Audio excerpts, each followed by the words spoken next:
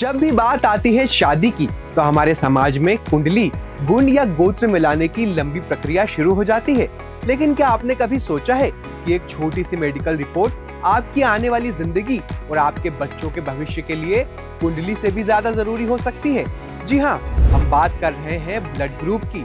Medical science कहता है कि ब्लड ग्रुप का आपके आपसी प्यार या रिश्ते की मजबूती से कोई लेना देना नहीं है। लेकिन जब बात प्रेगनेंसी और एक स्वस्थ बच्चे की आती है तो RH फैक्टर यानी खून का पॉजिटिव या नेगेटिव होना एक बहुत बड़ा गेम चेंजर साबित होता है। अगर इसे नजरअंदाज किया जाए तो यह न केवल बच्चों के लिए जानलेवा हो सकता है बल्कि माँ की सेहत के लिए भी गंभीर चुनौतियां खड़ा कर सकता है। अब सवाल ये है कि क्या अलग अलग ब्लड ग्रुप होने पर शादी नहीं करनी चाहिए? बिल्कुल नहीं।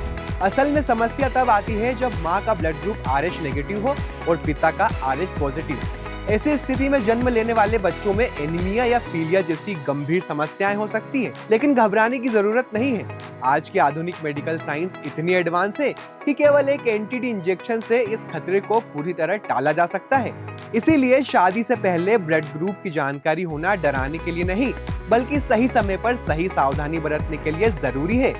याद रखिए, जागरूकता ही एक स्वस्थ और खुशहाल परिवार की पहली सीढ़ी है। तो अगली बार सिर्फ कुंडली के सितारे ना देखें बल्कि खून की रिपोर्ट पर भी एक बार नजर जरूर डालें। इसके अलावा एक दूसरे का ब्लड ग्रुप जानना सिर्फ प्रेगनेंसी के लिए नहीं बल्कि किसी भी मेडिकल इमरजेंसी के लिए जीवन रक्षक साबित हो सकता है। खुदा ना खास्ता अगर कभी परिवार में किसी को अचानक खून की जरूरत पड़े तो आपको पहले से ही पता होगा कि क्या पति पत्नी एक दूसरे की मदद कर सकते हैं या उन्हें बाहर से डोनर ढूंढना होगा। जैसे O ग्रुप वाले यूनिवर्सल डोनर होते हैं जो किसी को भी खून दे सकते हैं। शादी से पहले छोटी सी जानकारी किसी भी अनहोनी के समय घबराहट को कम कर सकती है और सही समय पर फैसला लेने में मदद करती है।